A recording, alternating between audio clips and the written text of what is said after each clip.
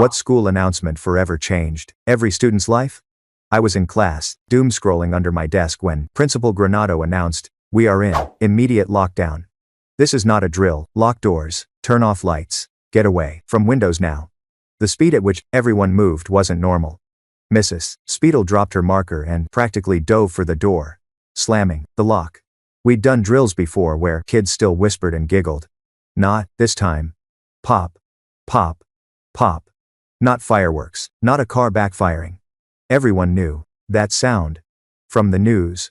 From other schools. From nightmares.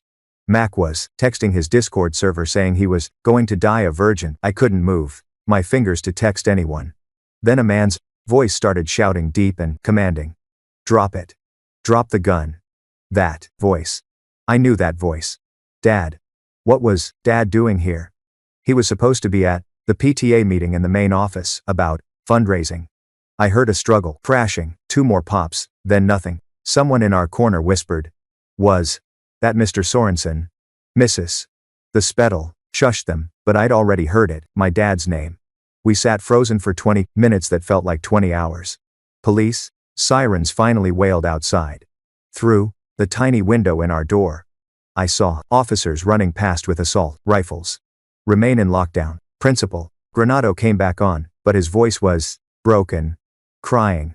Police are clearing the building. Do not move. Do not open doors. My phone buzzed. Mom? Are you okay? Me? Yes, locked down. Mom? Thank God. Stay put. Me? Where's Dad? She didn't answer. Finally, officers evacuated us. Single file, hands visible, eyes forward. Walking through the halls, bullet holes in lockers, shattered trophy case, blood on the floor near the main office, a man's shoe in the middle of it, brown loafer. Dad wore brown loafers, so I clocked that. On the football field, parents pressed against police tape, screaming names. I saw Mom and she looked destroyed. Ann Sir was walking me to her when Principal Granado intercepted us, his white shirt splattered with blood. "Julia, come with me first. I need to see my mom, please." His voice cracked. He led me to an ambulance where Mom was, sitting on the bumper, a paramedic, holding her shoulders as she rocked back and forth. When she saw me, she let out a sound I'd never heard before. "Where's Dad?" I asked. Principal Granado knelt in front of me. "Your father was in my office when the shooter entered. He charged them, fought them, got the gun away. Where is he?" My voice sounded far away. "He saved us all. Julia. Me. The secretary. The guidance counselor. But he was shot twice. He, Julia, your dad, didn't make it." The world tilted. I was screaming. "Who did it? Who shot my dad?" Mom pulled me against her, but I fought her off. "Who was it?"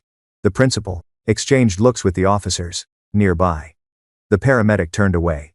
They all knew. "Tell me." I was hitting Granado's chest. His bloody shirt. "You were there. You saw them." "Julia, stop," Mom sobbed. "It was a student," Granado said carefully. "The police have them, that's all." "What student? What's their name?" Everyone went quiet. Even the chaos around us seemed to pause. Granado looked at Mom. Mom shook her head violently. "Shall find out," he said quietly. "Everyone will know by tonight." "Not now," Mom begged. "Please, not like this. Tell me now." I screamed so loud that other parents turned to stare. They had to sedate me. The needle went in while I was still fighting, still demanding a name. The last thing I heard was Mom saying, "Don't let her find out, not yet." I woke up in the hospital with my mom in the chair beside me, and my brother Evan standing by the window. They both had been crying for hours. "Who was it?" My throat was raw. Mom's face crumpled. Evan turned away. "Mom, who killed Dad?" "Everyone knows who murdered my father but me." Principal Granado appeared in the doorway holding an envelope. Behind him, 2 police officers waited. Mom stood up immediately. "Don't you dare. The investigators are done with it," Granado said quietly. "She has a right to know, before it's on the news, before this whole school starts talking." She, sedated, traumatized. "I'm right here." I tried to sit up, but the room spun. "Give it to me. Whatever that is, give it to me." Granado approached slowly. The envelope shaking in his hands. The shooter wrote this before the police found it in his backpack. Granado placed the envelope on my bed and left too, closing the door. 3 pages fell out. A manifesto in cramped handwriting about pain, invisibility, revenge, about making them pay, about being ignored, mocked, unseen. My hands started trembling. I knew this handwriting. I'd seen it on calculus homework we did together. On the Valentine's card in my locker. On the I love you note from last week. The last line, Julia is the only light in this hell. The only one who saw me. I'm sorry you'll hate me. Otto, my boyfriend Otto. I knew what I had to do. I woke up with afternoon sun coming through the hospital blinds. The kind of light that made everything look washed out and fake. Mom was asleep in the chair next to my bed, her face all puffy and red from crying. And for maybe 3 seconds, I didn't remember why we were here. Then it all came back. Dad, Otto, the manifesto with my name in it. My hands were shaking, but my head felt clearer than it had since they sedated me on the football field. I knew what I had to do, even though it scared me more than anything. I had to tell the police everything. Every text message, every note Otto left in my locker. Every weird thing he said that I brushed off because I thought he was just stressed. I couldn't hide from this. Dad died, stopping Otto, and I owed it to him to help them understand what happened, even if it meant everyone would see our private conversations and judge me for not seeing the signs. Mom stood in her chair and opened her eyes, looking at me like she was checking to make sure I was still real. I didn't say anything, neither did she. We just sat there in the hospital, quiet with machines beeping down the hall.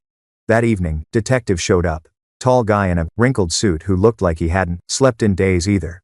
He asked for my phone and all the messages between me and Otto. I felt this wave of anger rise up in my chest, like he was asking me to hand over my diary.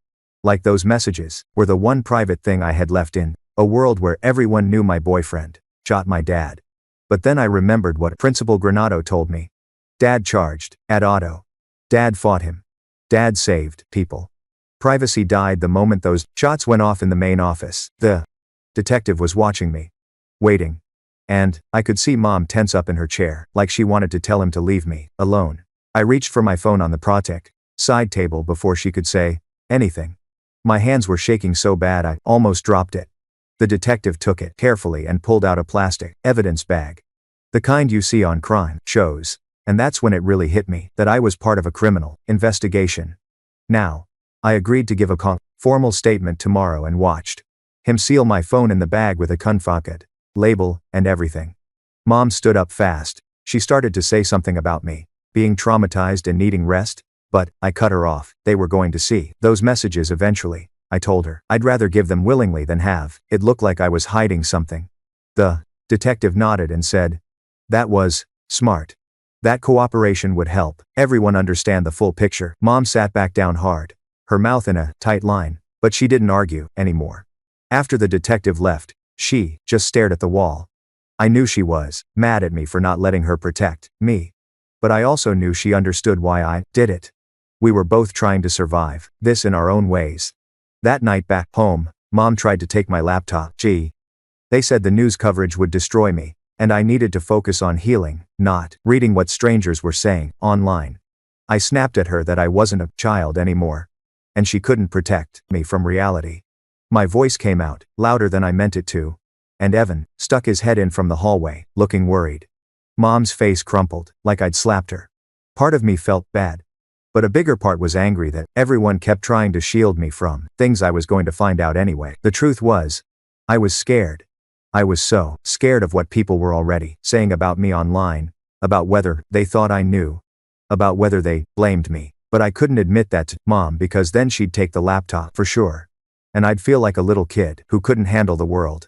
So, I kept my face hard and she eventually left my room with the laptop still on my desk. I heard her crying in the kitchen later. Around midnight, I couldn't sleep.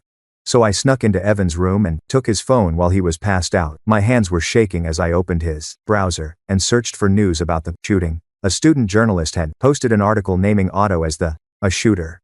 My stomach dropped so fast I thought I might throw up right there on Evan's floor. Now, everyone knew, the whole school, the whole town, maybe the whole country by tomorrow. I scrolled down to the comments, and that's when it got really bad. People were already connecting dots. Someone wrote about seeing Otto and me together in the hallway last week. Another person asked if I knew anything. A third comment said it was weird that the shooter's girlfriend's dad was the one who stopped him, like maybe that meant something. I wanted to throw the phone across the room, but I kept reading, torturing myself with every new comment that appeared. I went back to my room and found my own phone, the one the police had photographed and returned. It was blowing up with messages. Some people, they were asking if I was okay, sending heart emojis, and saying they were praying for me, but others were different. Someone I barely knew from English class wrote, asking how I could not have seen it coming. Another person, a guy from the soccer team, sent a message saying they trusted me and now people were dead. Each message felt like a punch. I kept scrolling, reading them all, even though each one made me feel worse. There were so many. My phone kept buzzing with new ones, the screen lighting up over and over in the dark. I felt like I was drowning in accusations I couldn't answer yet because I didn't even know the answers myself. How was I supposed to know Otto was planning this? What signs did I miss? The questions spun in my head until I wanted to scream. Lying there in the dark hospital room where they'd kept me for observation, I kept replaying last week. Otto had left a note in my locker saying he loved me. I remembered opening it between classes, smiling at his messy handwriting, feeling warm inside because he'd taken the time to write it instead of just texting.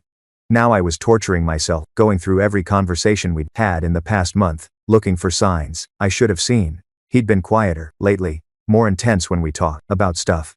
But I thought he was stressed about college applications. Everyone was stressed about college applications. How was I supposed to know he was planning to bring a gun to the school and shoot people? How was I supposed to know he was writing a manifesto with my name in it? The guilt sat on my chest like a weight, making it hard to breathe. Maybe if I'd asked more questions. Maybe if I'd noticed he was pulling away from other people. Maybe if I'd been paying better attention instead of worrying about my own stuff. The next morning, Mom and I got into a huge fight about Dad's funeral. She wanted a closed casket. I needed to see him one more time. She said it would be too hard, that I should remember him the way he was. I said I couldn't say goodbye without seeing him.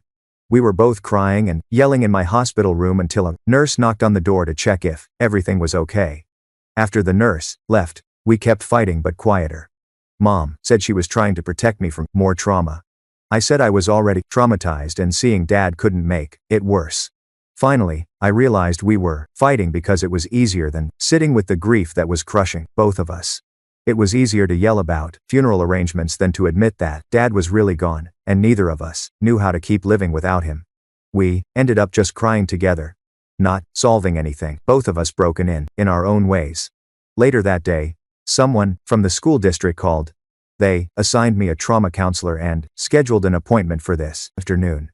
Mom took the call and agreed to everything without asking me first. When she told me, I said I didn't want to talk to some stranger about my feelings when my dad was dead and my boyfriend killed him. Mom said it was required, that the school wouldn't let me come back without it. I was too exhausted to fight about it. I just nodded and stared at the wall. What was I supposed to say to a counselor anyway? That I loved someone who turned out to be a monster? That I missed Otto even though I hated him? That I couldn't stop seeing Dad's brown loafer in the middle of all that blood? None of it made sense, and talking about it wasn't going to make it make sense. That night, I had a nightmare. I was back in class and heard Principal Granado's voice on the intercom saying we were in lockdown. Then the pops, 3 of them, echoing down the hallway. Then Dad's voice, shouting for Otto to drop the gun. In the dream, I could see it happening even though I'd been locked in the classroom. I saw Dad charge at Otto, saw the struggle, saw everything. I woke up, screaming so loud that nurses came running into my room. They turned on the lights, and one of them sat on the edge of my bed asking if I was okay, if I knew where I was. I couldn't stop shaking. My whole body was shaking like I was freezing even though the room was warm. They gave me something to help me sleep. A little pill in a paper cup. I took it, but I was afraid to close my eyes again. Afraid of seeing Dad's face. Afraid of seeing Otto's face. Afraid of the sound of those pops that I couldn't get out of my head no matter how hard I tried. They finally let me go home on day 3. And by the time we pulled into our driveway that morning, News. Vans were already parked along our street. Mom saw them through the windshield and her whole body went stiff. She drove past our house twice, before parking in the garage, closing the door fast behind us like we were escaping something. Inside, she went from room to room, pulling curtains and blinds shut, moving quick and jerky like someone was chasing her. The living room got dark first. Then the kitchen. Then the den. I followed her around, watching her hands shake on each cord. Our house felt like a cave within 20 minutes. All the windows covered, only the overhead lights keeping us from total darkness. We stood in the hallway, watching Mom check the front door lock 3 times, and I realized what she was doing. She was trying to build a wall between us and what happened. Like if she could just block out the cameras and the reporters, we could pretend none of this was real, but I could still hear them outside. Voices calling questions we couldn't answer. Van doors sliding open and shut. We couldn't hide forever. And both of us knew it, even if Mom wasn't ready to admit it yet. My phone started buzzing around noon. I'd left it off since the hospital, but Evan brought it to me, saying the detective needed to reach me the second I turned it on. Notifications exploded across the screen. Instagram, Snapchat, even my email. I opened Instagram first and my hand started shaking so bad I almost dropped the phone. Anonymous accounts. Burner profiles. People I didn't even know. The messages said, I must have known what Otto was planning. That I probably encouraged him. That I was just as guilty. One message said, you inspired a monster. And another said, how many people died because you loved him? And I felt my stomach twist. I ran to the bathroom and made it just barely before I threw up everything I'd eaten that morning. Mom found me on the floor by the toilet, still holding my phone, messages still coming in. She took the phone away and helped me up, but I could see more notifications lighting up the raised screen in her hand. People were saying I was responsible for their trauma, that I should have seen the signs, that loving Otto made me part of what he did. Mom wanted to turn the phone off again, but I told her the detective needed to reach me, so she just put it on Do Not Disturb and gave it back.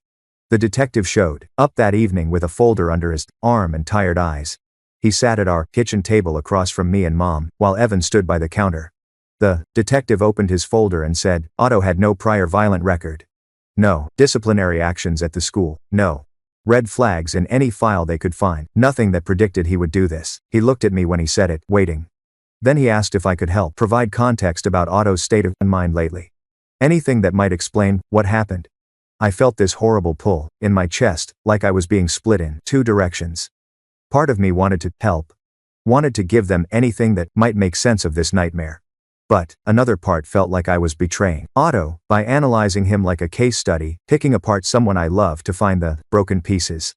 Mom jumped in before I could answer, saying I was still processing trauma and couldn't be expected to provide psychological analysis. The detective said he understood, but any detail could help, and he kept looking at me like I held answers I didn't have. I told him Otto had been quieter lately, more intense when we talked, but I thought it was stress about college applications. The detective wrote that down and asked more questions, but I didn't have better answers. When he finally left, I felt exhausted and guilty, and still just as confused as before. That night, I was lying in bed staring at my ceiling when I remembered Otto's hoodie, the gray one, with the school logo that he had left at my house last week after we studied for calculus. It was still in my closet, where I'd hung it. And there was a note in the pocket. I'd found it that day and read it and put it back. Some silly thing about how he loved spending time with me. My heart started racing because that note was evidence now. It might explain something. It might make this worse. I got up and opened my closet and there it was, exactly where I'd left it. I pulled the note from the pocket and read it again by my phone's flashlight. Julia, every moment with you makes the rest of it bearable. You're the only good thing. Love, Otto. My hands were shaking holding it. This could be important. The police needed to see it, but it was also the last private thing I had from him. The last piece that was just hours before everything exploded. I didn't sleep that night. Just sat on my bed holding the hoodie and thinking about what I had to do. The next morning, I found Mom in the kitchen, making coffee. She wasn't drinking. Just holding the mug and staring out the window at the news van still parked outside. I told her about the hoodie and the note. I said we needed to give it to the detective, even though every part of me wanted to keep it private. Wanted to protect that one last piece of Otto that wasn't evidence or testimony or proof. Mom's face went hard. She said it was personal property, and we didn't have to volunteer it. That the police had enough already. That I needed to think about protecting myself instead of helping them build their case. I said hiding evidence made me look guilty. She said turning over everything made me look complicit. We were both standing in the kitchen, voices getting louder. And I realized we were about to have the fight that had been building since I woke up in that hospital bed. I started screaming that I wasn't protecting a murderer. Mom screamed back that she was protecting her daughter. I said the hoodie was evidence and we had a responsibility to turn it over. She said the police would twist anything I gave them and use it against me in ways I couldn't predict. I grabbed the hoodie from where I'd left it on the counter and held it up. Mom tried to take it from me. We were both crying and yelling and pulling at the fabric. And neither of us was wrong. But neither of us was completely right either.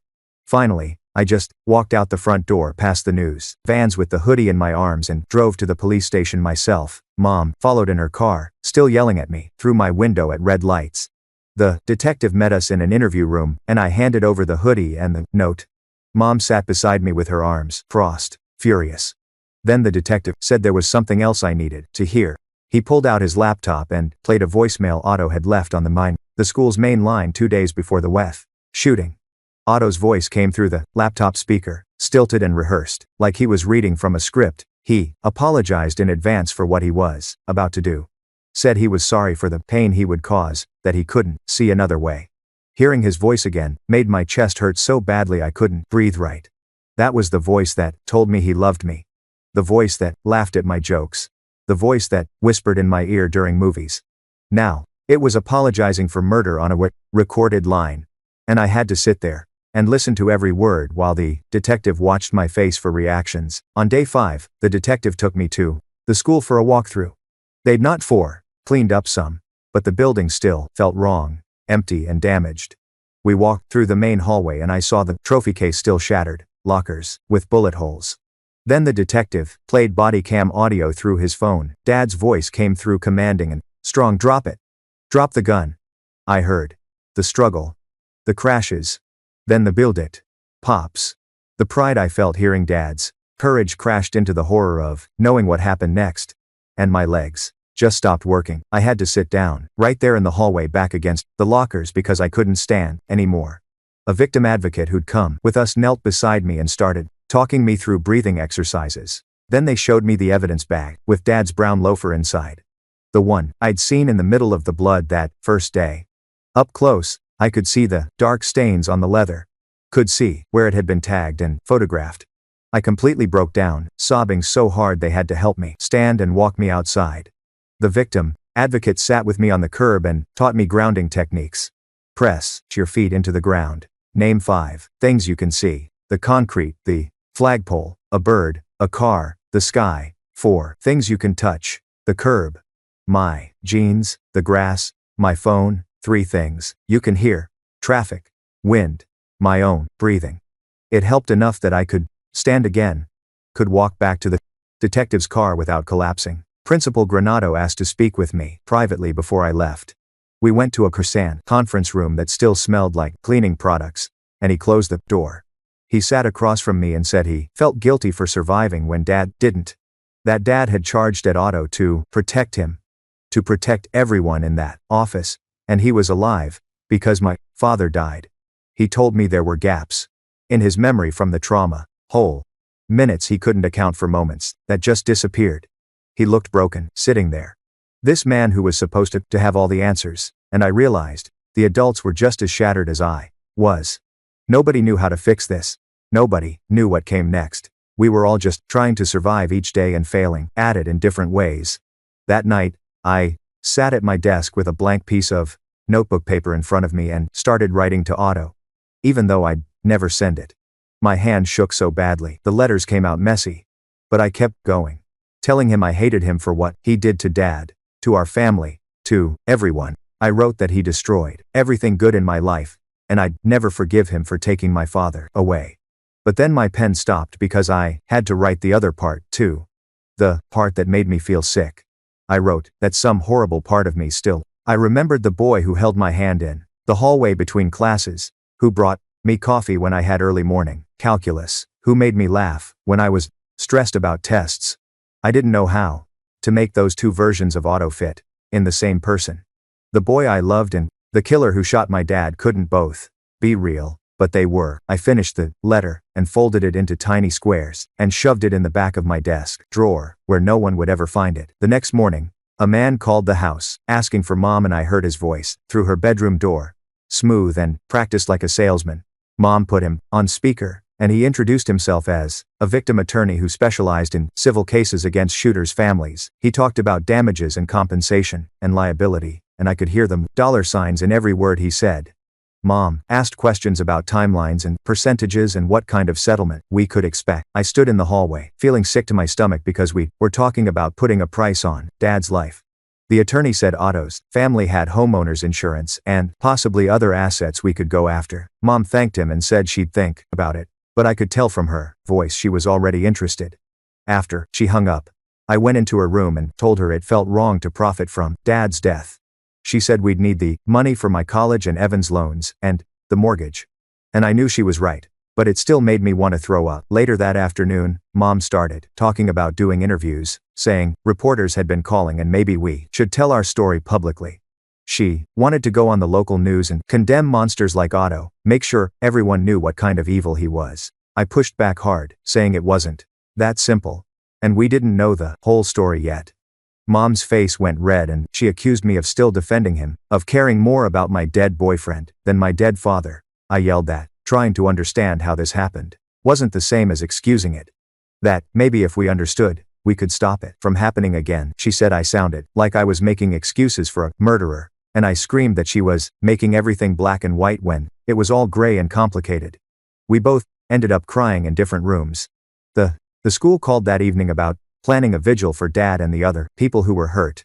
The woman on the phone asked Mom if we had preferences about how they handled it. Specifically, whether they should name Otto or just refer to the incident.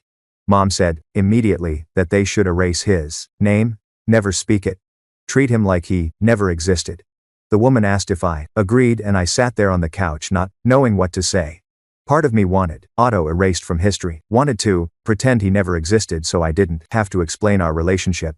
But another part knew that pretending wouldn't change reality, wouldn't make any of this less real. I stayed silent while Mom filled the quiet with more opinions about eraser and moving forward.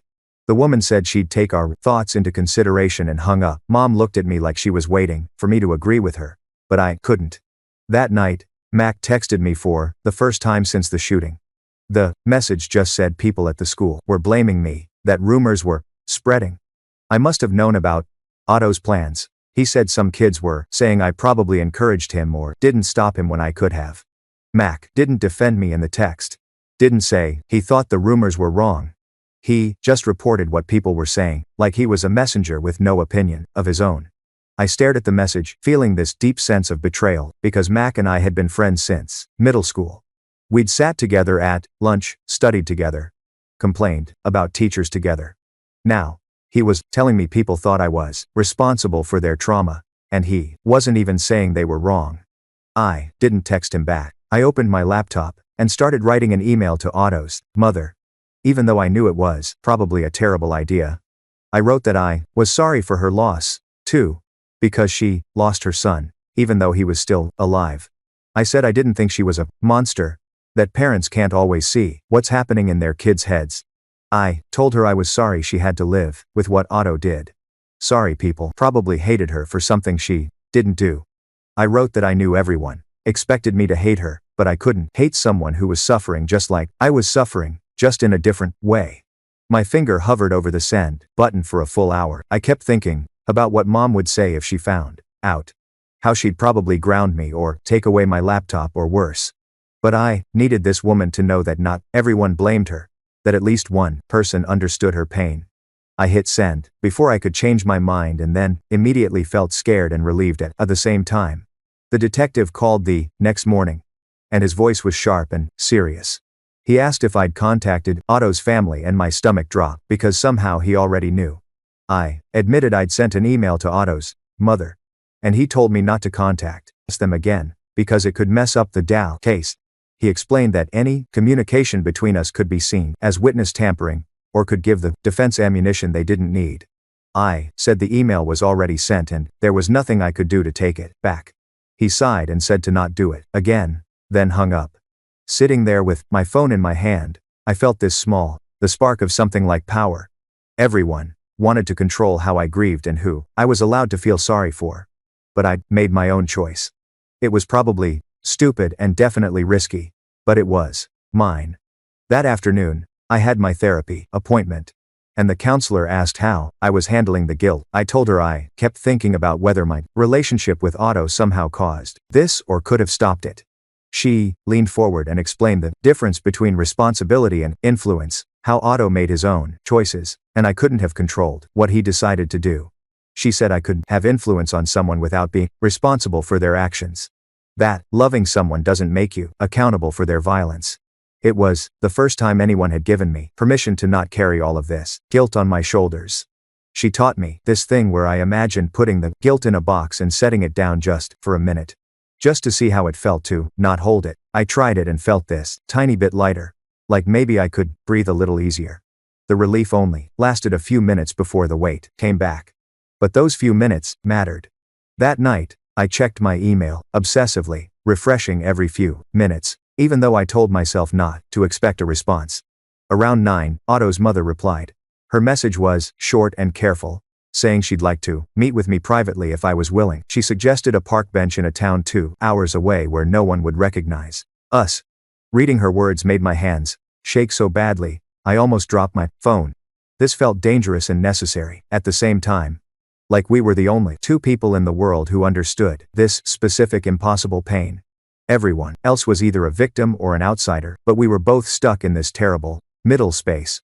I wrote back saying, yes, before I could overthink it. We met on a Saturday morning at a park I'd never liked and discussed, been to before. I got there first and sat on the bench watching families play, with their kids on the playground, normal people living normal lives. Otto's mother arrived 10 minutes later, and I recognized her immediately from the one time I'd met her when Otto and I were dating. She looked older now. Tired, in a way that went deeper than just not sleeping. We both started crying before either of us said anything. She told me she was sorry my father died and I could hear in her voice that she meant it, that this was destroying her, too. I said I was sorry her son was facing life in prison and she broke down harder. We sat there on that bench crying and apologizing for different things. For losses that weren't really comparable, but somehow felt connected. She said she kept trying to understand how her boy became capable of this, and I said I was trying to understand the same thing. We didn't solve anything, or make anything better. But there was something human in sharing this grief with the only other, the person who understood how complicated it was. After an hour, we both stood up to weight of self, leave. And she hugged me tight. And I let her. Then we walked to our cars in opposite directions. And I knew we probably wouldn't see each other again, but I was glad we'd had this one impossible conversation. Before we stood up to leave, Otto's mother looked at me with red eyes and said something that made my stomach drop. She mentioned that Otto had missed a follow-up appointment with the school counselor back in October, some meeting that was supposed to happen after his first session. She thought the school had handled it, figured they'd rescheduled or whatever, but now she was realizing nobody ever called to follow up. The anger hit me, fast and hard. This burning feeling in my chest that maybe someone could have stopped this if they'd actually done their job. I didn't say anything to her about it because she looked destroyed enough already. But I filed it away and carry process off my brain as something I needed to ask about. We hugged goodbye and walked to our separate cars and I sat in mine for 10 minutes just gripping the steering wheel and thinking about that missed appointment. That afternoon, the detective called and asked me to come down to the station because he had some information to share. Mom drove me there, and we sat in this bland conference room with beige walls while he laid out a bent folder on the table. He explained that they had found threat assessment notes in Otto school file. Concerns from an English teacher about some essays he'd written that had dark themes. The notes were dated from September, marked for review by the counseling department. But they'd gotten buried somewhere in the system and never escalated to anyone who could have intervened. I felt my frustration shift from blaming myself to blaming the system. All these adults who were supposed to be watching and somehow missed every single warning sign. The detective said the school was conducting an internal review. But that wasn't. I'm going to bring Dad back or undo what happened. Mom asked if we could sue the school district, and the detective said that was a question for a lawyer, which felt like a yes without saying yes. That night, the school board held this public meeting in the auditorium, and Mom wanted me to stay home, but I insisted on going. The place was packed with angry parents screaming about safety, failures, and demanding people get fired. One mom stood up and yelled that her daughter still couldn't sleep, that the district had failed to protect their kids, that heads needed to roll. Another dad demanded to know why the threat assessment system existed if nobody was going to use it. I sat in the very back row with my hood up, not ready to perform my grief for this angry crowd that wanted simple answers to questions that felt way more complicated. Principal Granado was up on the stage, looking like he'd aged 10 years. And the superintendent kept saying they were investigating and implementing new protocols.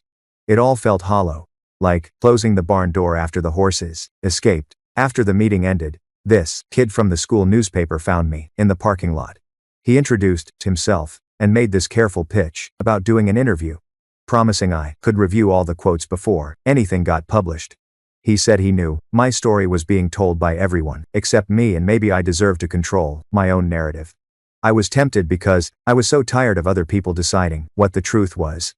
But I was also terrified of being misquoted or having my words twisted. I told him I needed to think about it, and he nodded and said that was completely fair.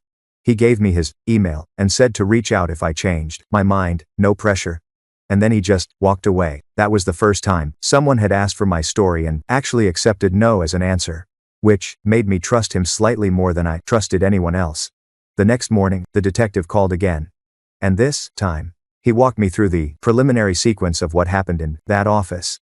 He said Dad had physically grabbed Otto and disarmed him during a struggle, got the gun away, and had him pinned against the wall. But then Otto managed to get the gun back somehow. And they both ended up on the ground. And that's when Otto shot Dad twice at close range. I felt this weird mix of pride that Dad fought so hard and horror at imagining those final moments, my brain trying to picture it and failing because I didn't want to see it. The detective asked if I was okay, and I said yes, even though I wasn't. And he said he had something else to show me if I was ready. They pulled up a surveillance still from the hallway camera. Grainy, black and white image of Dad pinning Otto against the wall with his forearm across Otto's chest. I stared at that photo for what felt like forever, trying to make sense of what I was seeing. That was my father being a hero, and my boyfriend being a killer in the same frame. And my brain kept short-circuiting trying to process how both of those things could be true at the same time. I asked for a copy of the photo, and the detective said he couldn't give me one yet, but I could look at it as long as I needed. After I left the station, I sat in my car and pulled up the student journalist's email on my phone. I wrote him a message saying I'd do an interview, but only under my terms. Written questions submitted in advance. Final approval on all quotes, and published under my full name. So, nobody could say I was hiding. He wrote back within 5 minutes, saying he agreed to everything and thanked me for trusting him. It felt like taking back a tiny piece of control in a situation where I had none. That afternoon, the victim attorney called Mom about the civil case. And during the conversation, he warned that discovery would expose all my text messages with Otto to the public. Mom looked at me while he was talking, and I could see her wanting to protect me from that exposure. But I made a choice right there to be transparent now rather than have it leaked later and used against me. I told Mom I wanted to own my story before someone else could weaponize it. And she thought I was crazy. But I knew it was the right call. That night, Mom and I had the biggest fight we'd ever had, standing in the kitchen screaming at each other about whether I was allowed to humanize Otto publicly. She said I was betraying Dad's memory by not calling Otto a monster, that Dad died stopping him. And I owed it to Dad to condemn him completely. I screamed back that Dad would want me to tell the truth. The whole complicated truth. Not some simplified version where Otto was pure evil and nothing else. Mom screamed that I didn't get to speak for Dad anymore. That I'd lost that right when I chose to defend the person who killed him. We were both crying and yelling and saying things we couldn't take back. And, eventually, I just went to my room and slammed the door. I could hear her sobbing in the kitchen. And I was sobbing in my bed, and we were both completely alone in our separate rooms. dealing with the same impossible grief, in totally different ways. The next morning, Mom drove me to therapy without speaking. Both of us still raw from last night's fight. The counselor's office smelled like lavender and had those generic motivational posters on the tense walls that usually made me roll my eyes. She had me sit in this oversized chair that swallowed me up and asked how I was doing, which felt like the stupidest question anyone could ask. I told her about the fight with Mom, about how Mom wanted me to hate Otto completely, and I couldn't do that even though I wanted to. The counselor pulled out this worksheet with 2 columns and had me write contradictory truths that were both real at the same time. Otto loved me and Otto killed people. Dad was a very mess hero, and I'm allowed to grieve my boyfriend too. Otto was kind to me, and Otto caused unimaginable pain.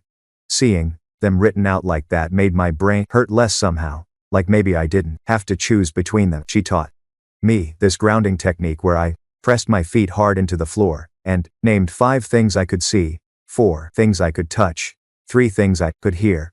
We practiced it over and over, until my breathing slowed down, the tightness in my chest loosened a little. She said cognitive dissonance was normal. That my brain was trying to make sense of information that didn't fit together. She gave me a crisis plan card with steps to follow when the praise contradictions felt unbearable, and I folded it into my pocket like a lifeline. Day 12. The school partially reopened with metal detectors at every entrance and cops stationed in the hallways. Mom wanted to keep me home, but I needed to see it. Needed to walk through those halls and prove to myself I could do it. The accommodation plan said I could leave any class if I got triggered and go straight to the counselor's office, no questions asked. Evan drove me because Mom couldn't handle it. And when we pulled into the parking lot, I saw the news vans were still there. Walking through the front doors felt like entering a crime scene that someone had tried to clean up but couldn't quite erase. The trophy case was boarded up with plywood. The lockers near the main office had been replaced, but you could still see the bullet holes in the wall behind them. Counselors stood at every corner, wearing these bright yellow vests like they were directing traffic. I made it to my locker and my hands were shaking so bad I couldn't work the combination. A counselor came over asking if I needed help and I waved her off because I needed to do this myself. Finally got it open and just stood there staring at my books like they were artifacts from another life. Made it to first period and sat in my usual seat. Pressed my feet into the floor like the counselor taught me. 5 things I could see. Whiteboard. Clock. Mac's empty desk. The door. Mrs. Spettle's coffee mug. 4 things I could touch. Desk surface. My jeans. My backpack. Strap. The pencil in my hand. Made it through the whole period without leaving. And that felt like the tiniest victory. Like maybe I could survive this, after all.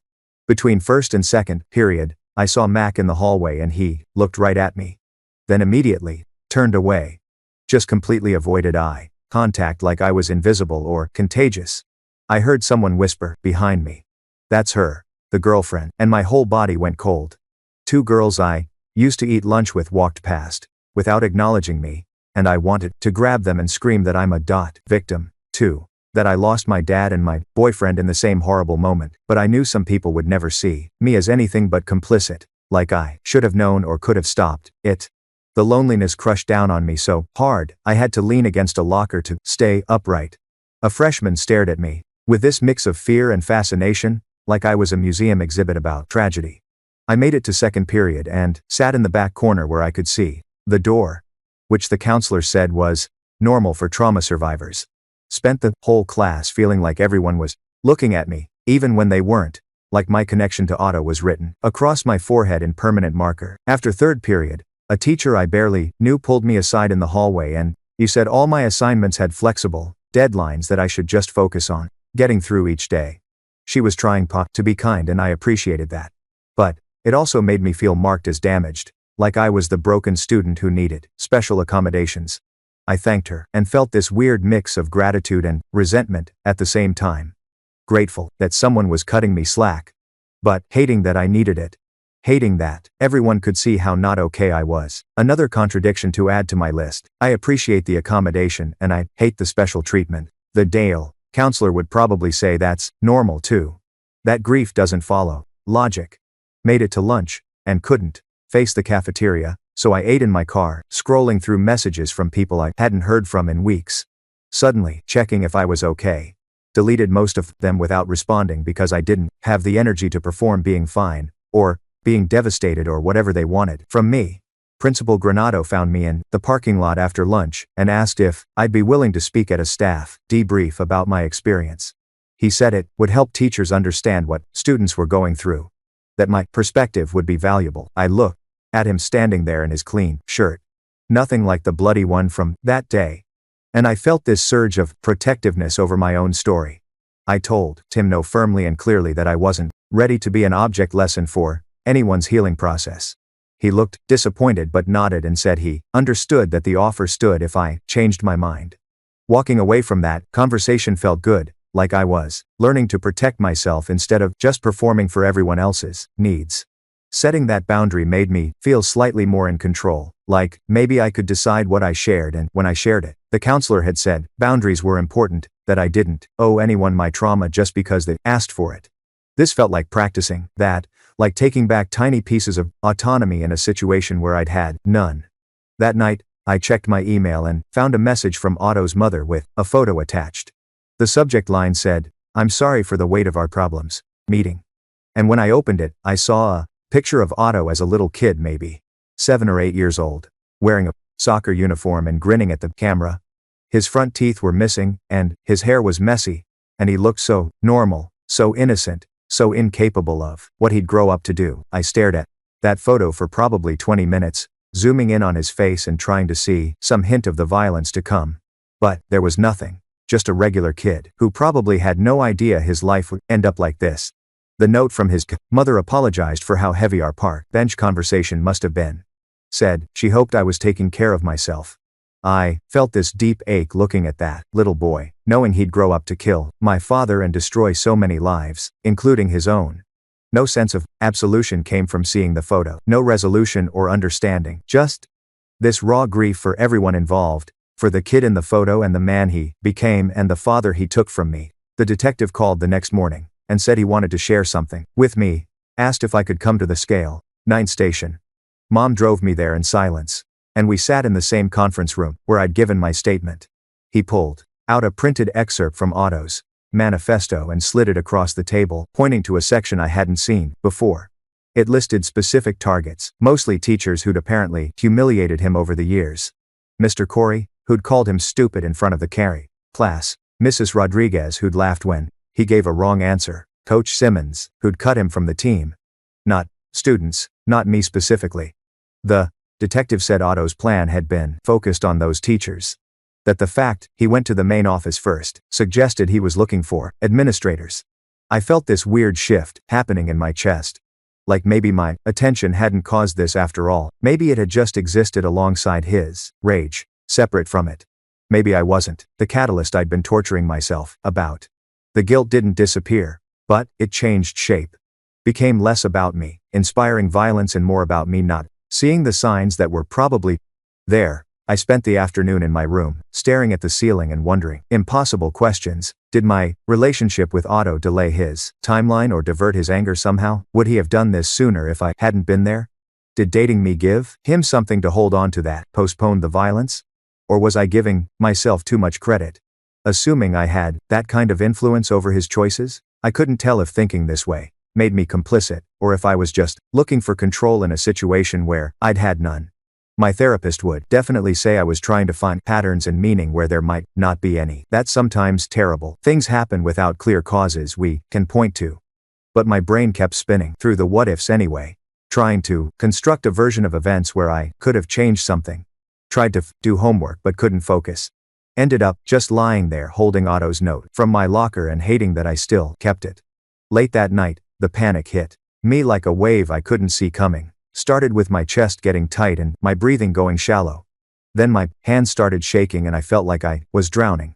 Grabbed the crisis plan card from my nightstand and forced myself to follow the steps even though every part of me wanted to just spiral. Stumbled to the bathroom and ran cold water over my face, gasping at the shock of it. Counted backwards from 100 out loud, focusing on each number. 999897. Texted the crisis line the counselor had given me and someone responded right away with grounding prompts. Name 5 things you can see right now. Sink, mirror, towel, toothbrush, tile floor. 4 things you can touch. Cold, porcelain, wet face, cotton shirt, bathroom counter. Kept going through the exercises until the drowning panic shifted to something more tolerable, still bad, but manageable. Not okay, but not completely falling apart either. Crawled back into bed. And that felt like progress somehow, like I'd used the tools instead of just suffering through it. Still felt terrible, but I'd moved from can't breathe panic to regular distress. And the counselor had said that counted as a win. The student article published the next morning. And I made myself read it, even though I was terrified. My quotes were there exactly as I'd approved them. Talking about grief and confusion and not having easy answers. The comments section filled up fast. And I watched them roll in with my stomach in knots. Some people showed real empathy, said they were sorry for my loss, and appreciated my honesty. Others called me attention-seeking, said I was trying to make myself the victim when real victims had died or been traumatized. Someone wrote that I probably knew all along and was covering my tracks with fake grief. Each negative comment felt like a punch, but I kept reading anyway, making myself sit with the discomfort instead of running from it. My nervous system rode the waves of anxiety, spiking with each cruel comment and settling slightly with each kind one. Didn't drown in it, though. Didn't spiral into full panic. Used the breathing techniques and the grounding exercises, and just let the feelings exist without trying to fix them. Closed the laptop after an hour and realized I'd survived it. That I could handle people's judgments without completely falling apart. Took that as a win, even though everything still hurt, even though nothing was resolved. Progress wasn't feeling better. It was just staying present while feeling terrible, and somehow that was enough for today. That night, Mom told me the school board was meeting to vote on a memorial policy, and asked if I wanted to watch the live stream. I said no at first, but then changed my mind because I needed to see how they'd handle this. Sat on the couch with my laptop while Mom made tea she wouldn't drink. The board members looked tired and scared, shuffling papers and avoiding eye contact with the camera. They voted to memorialize victims only, with no public mention of the shooter's name in any official materials. The motion passed unanimously, and parents in the audience clapped. I felt this weird mix of relief and sadness because erasing Otto wouldn't erase what had happened. But I understood why people needed him to disappear. Mom squeezed my shoulder, and I let her, even though part of me wanted to pull away. Closed the laptop, and went to my room where I pulled out a notebook and started writing Dad's eulogy, because the funeral was in 2 days, and I couldn't let someone else tell his story. Wrote about how he coached Evan's little league team even though he knew nothing about baseball, and made terrible puns that made everyone groan. Wrote about his obsession with grilling and how he'd stand outside in winter with a spatula, talking to the burgers. Wrote about the time he cried watching my 8th grade graduation and tried to pretend he had allergies. I wanted people to remember him as human, and not just as a hero, because symbols don't leave daughter-shaped holes in the world. Finished writing as the sun came up and my hand was cramping, but I felt like I'd done something right for once. That afternoon, the detective came by to collect Otto's hoodie and all his notes, and I'd already pulled them from my closet. Mom tried to talk me out of it one more time, but I walked past her and handed everything over in a plastic bag. The detective thanked me and said this would help build a complete picture. Letting go of those last physical pieces felt like releasing control and choosing truth over protecting myself. Scared me, but also felt right in a way I couldn't explain. Mom was quiet after he left, and I knew she was mad, but I didn't apologize. Later that evening, she met with the victim attorney in our dining room.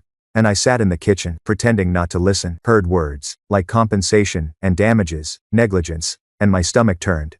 The attorney left papers for Mom to sign, and she did it right there with her mouth set in a hard line. I felt uneasy about it, even though I understood we'd have bills and probably therapy costs forever. Our goals were splitting apart, and I could feel it. She wanted justice and money, and I wanted understanding, maybe some impossible version of forgiveness that didn't exist yet. Didn't say anything because what could I say that wouldn't start another fight? The next morning, Principal Granado texted asking if I'd meet him at a coffee shop, and I almost said no, but something made me agree. He was already there when I arrived, looking older than he had 2 weeks ago. We sat outside even though it was cold, and he apologized for that day on the field when I was screaming at him. Said he should have handled it better, and he was sorry I found out that way. I told him I was Sorry for hitting him and for all the things I yelled. He said he didn't blame me for my rage, and I said I didn't blame him for surviving, and something softened between us. Not forgiveness exactly, but maybe understanding. He bought me hot chocolate and we didn't talk much after that, but it felt okay to just sit there. My therapy appointment that afternoon introduced new techniques, and the counselor had me close my eyes and imagine a safe place. Described a room with thick walls and a door I could lock. Then she had me hold these buzzers that vibrated in alternating patterns while thinking about the trauma. Called it bilateral stimulation and said it could help process the memories. Felt measured hope that maybe I could live with this eventually. The tools didn't fix anything, but they made the pain slightly more manageable, like turning the volume down instead of off. Practiced the techniques for an hour, until my brain felt tired but calmer. That night, I finally messaged Mac to clear the air about the rumors. Asked him straight out if he'd been talking about me, and he took 20 minutes to respond. When he did, he apologized for not defending me when people were saying things. Admitted he was scared of being associated with me and didn't want to. I become a target too. I appreciated the honesty, even though it hurt to know he'd chosen safety over friendship. Told him I understood and meant it because I probably would have done the same thing in his position. We didn't make plans to hang out, but at least the air was cleared. The next morning, I woke up early and grabbed my phone and opened the voice memo app, started recording everything I needed to say to Otto. Told him I hated him for killing Dad and destroying my family. Told him I was angry he'd put his pain above everyone else's safety. Told him I didn't understand how he could love me and still do this. Talked for 15 minutes, until my voice was raw and my hands were shaking. Then I played it back once and deleted it without sending. The release came from saying the words out loud and not from him hearing them. That was enough. Later that afternoon, Otto's mother emailed saying she was moving to another state to escape the threats and harassment. People had spray painted her house, and someone threw a brick through her window, said she couldn't stay in a place where everyone wanted her dead for something her son did. I felt both empathy for her impossible situation and relief that this distance might help both of us heal. Wrote back wishing her luck, and meant it because she was suffering too, even if people didn't want to admit it. The detective called that evening while I was eating dinner, and Mom answered, then handed me the phone with a worried look. He told me there was a preliminary hearing date set for next month, and I might be asked to testify about Otto's state of mind and our relationship. The anxiety hit immediately and my chest got tight. But I used the grounding techniques from therapy, pressed my feet into the floor, and counted my breaths and named 5 things I could see. The panic stayed contained instead of spiraling, and I told the detective I'd do whatever was needed. Hung up and sat there feeling proud of myself for using the tools and staying present instead of falling apart. The therapist's office felt smaller than usual when she brought up the preliminary hearing scheduled for next week. She leaned forward in her chair and asked if I'd thought about attending. Then immediately followed with her recommendation that I shouldn't go. Watching Otto in court would put me in the same room with him for the first time since everything happened. And my nervous system wasn't ready for that kind of confrontation. She explained that re-traumatization was a real risk, that seeing him in handcuffs and prison clothes might undo weeks of progress with the grounding techniques and crisis management tools. I sat there pressing my feet into the floor and counting my breaths. Using the exact techniques she taught me, and realized I didn't want to go anyway. Choosing not to attend wasn't weakness or avoidance. It was protecting myself from something I genuinely wasn't ready to handle. I told her I'd skip it, and felt this weird relief, like giving myself permission to prioritize my healing over some idea of what I was supposed to do. The student journalist texted me that afternoon asking for comment on the upcoming hearing, probably hoping for some dramatic quote about facing Otto in court. I typed out a polite decline and hit send without the usual anxiety spiral about whether I was making the right choice. Each time I said no to something that didn't serve me, the decision got a little easier, like I was learning to trust my own judgment instead of constantly second-guessing myself. He responded with a simple acknowledgement and didn't push, which made me respect him more than if he'd tried to convince me. Mom picked me up from therapy and drove us to the school for the memorial unveiling, and I could see the news vans already parked along the street. The main hallway had been blocked off with temporary barriers, and a small crowd gathered near the trophy case where they'd installed a bronze plaque with Dad's name. Principal Granado stood beside it, looking older than I remembered, and Evan waited by the water fountain with his hands shoved in his pockets. Mom squeezed my hand as we walked up, and I felt this quiet sorrow, mixed with gratitude that Dad had a place now where people could direct their grief. The plaque listed his name, the date, and a simple inscription about courage and sacrifice. And I traced the letters with my fingers, while people took photos. Evan put his arm around my shoulders, and we stood there together, not saying anything, just existing in the weight of it. People needed this memorial, needed somewhere physical to process what happened. And now they had it, even if it couldn't bring Dad back, or make sense of any of this. That night, Mom made pasta and we sat across from each other at the kitchen table in tense silence, both of us exhausted from the memorial and everything else.